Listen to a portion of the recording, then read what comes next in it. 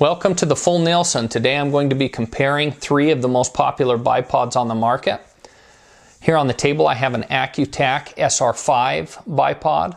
I also have a Harris HBMRS bipod, and then I have an Atlas PSR bipod.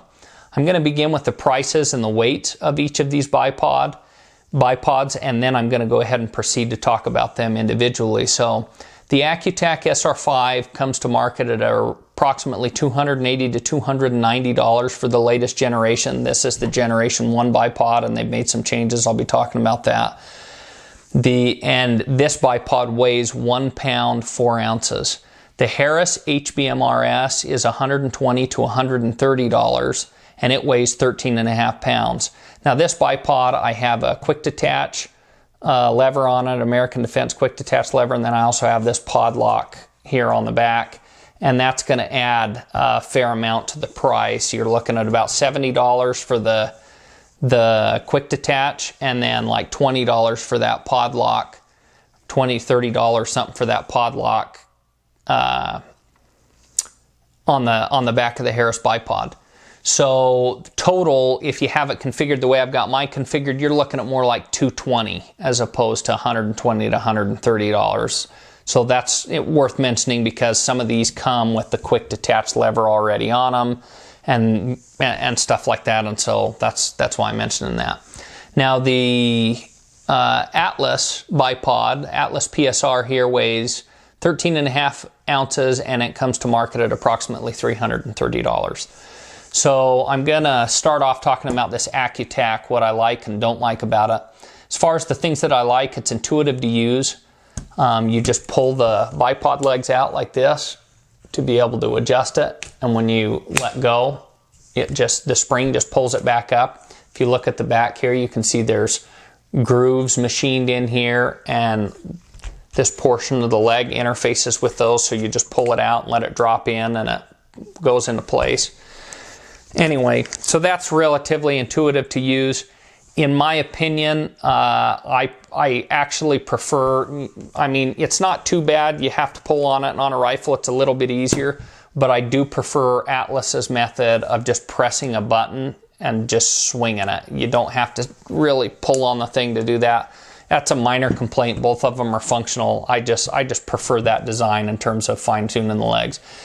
The adjustment range on the legs is excellent. It's just like the Atlas. You can adjust it into a variety of positions, and simply, instead of simply having it like the Harris where it's all the way deployed or all the way not deployed, you can have this adjusted into in-between positions like this, either rearward or forward, and that gives you the ability to use it in unconventional or unique ways that you would not be able to use the Harris bipod. So for example, let's say you're shooting off of an object and you need to be able to rest the back of your rifle on that object, and the length of the object that you're resting on. So for guys that compete in precision rifle matches, an example of something like this might be a barrel or something where you're trying to get your rifle on there.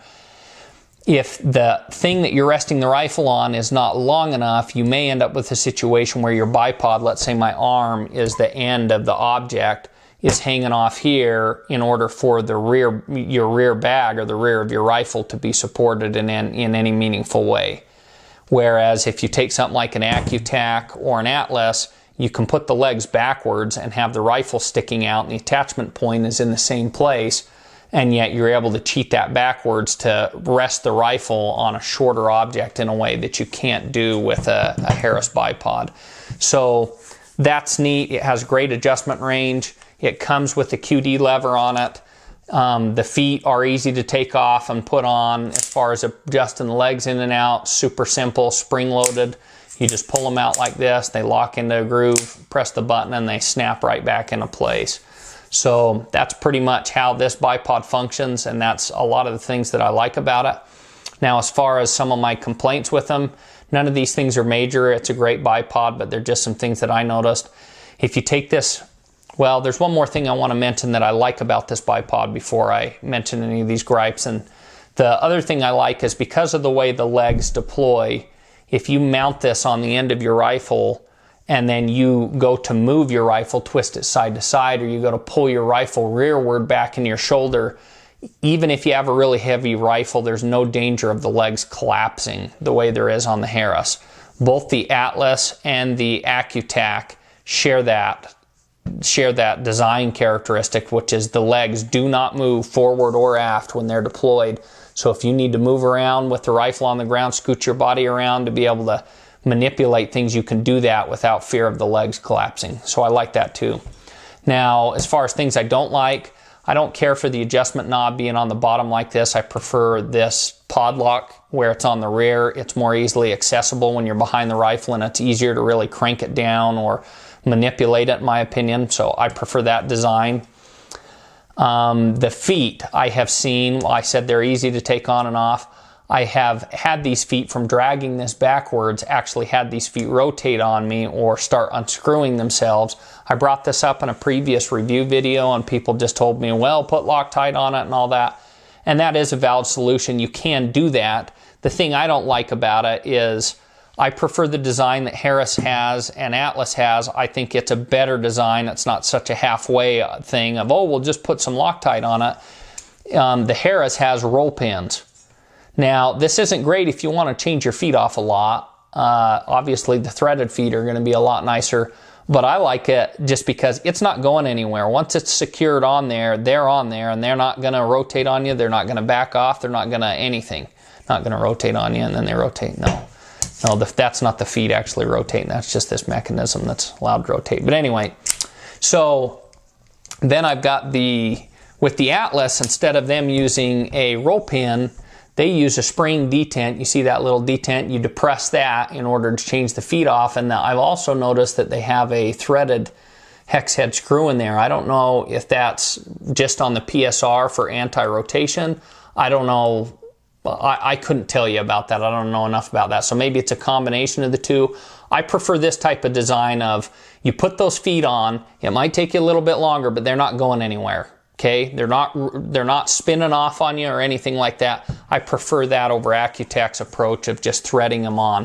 What they could do as a simple remedy is just drill and tap this and put a set screw in there that presses against the threads. So once you spin that in, you just drive the set screw in with a little Allen key. Doesn't go anywhere. Or use, some of these other ideas that I just showed you.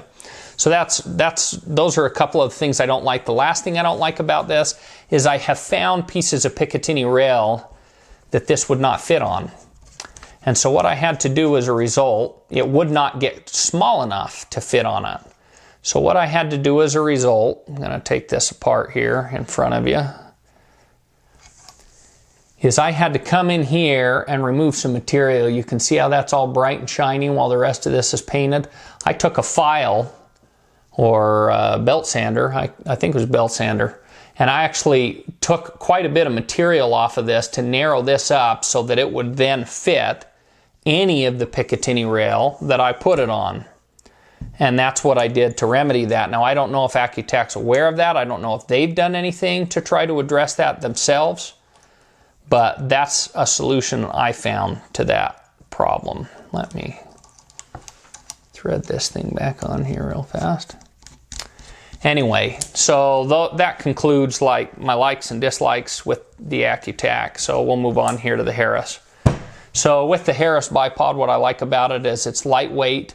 It is very simple design. I mean, you just pull the legs out and you put them back. It's that simple. You don't have to press any buttons, pull anything, nothing. You literally just grab the leg and pull it out to deploy it and pull it back to undeploy it because of these little springs here. So see if I can show you that. It's more difficult when you're not on a rifle, but anyway, I mean, to deploy it, you just grab the leg and pull it out. And undeploy it, you just pull it in.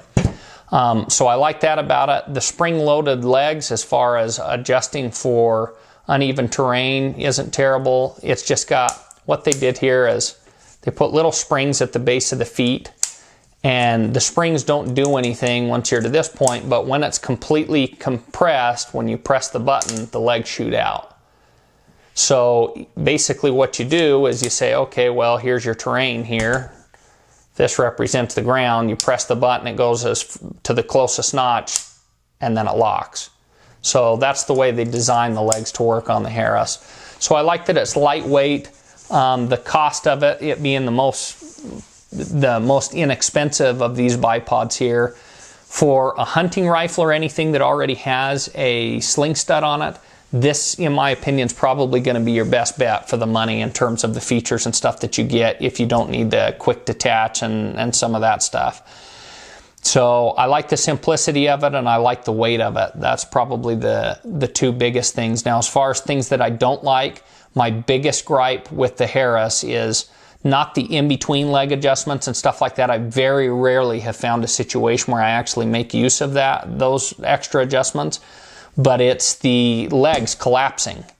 I've taken 18-pound rifles, and you're in position, and then you need to drag that rifle back or move the rifle, and I've had that to where when you're doing that with which it's hard to simulate on this table because, well, I don't have an 18-pound rifle on it. It's not, my legs aren't dug down into the dirt or on rock or something that's really tacky, but I've dragged that rifle backwards and had the legs collapse on me. And that is irritating.